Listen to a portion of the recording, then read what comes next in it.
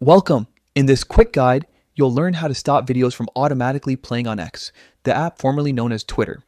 If your feed keeps playing videos you didn't tap on, this update will show you exactly how to turn that off and take control of your scrolling experience.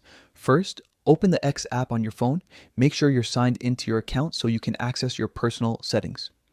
Once you're on the homepage, look to the top left corner of your screen and tap on your profile picture. This opens your main menu. From here, tap on Settings and Support and then choose Settings and Privacy.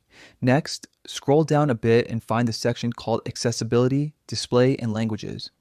This is where X keeps most of the options that affect how the app looks, feels, and operates on your device.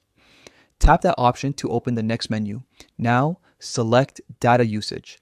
This is where the settings related to images, videos, and network control are managed. Here, you'll see a section dedicated to video behavior. Keep scrolling until you reach the part that says Video Autoplay. Tap on it to open your available options. You'll notice a few playback choices, like allowing videos to autoplay on Wi-Fi only, on both Wi-Fi and mobile data, or not at all. To completely turn off autoplaying videos, tap the option that says Never. Once you do, the change saves automatically and applies across your app.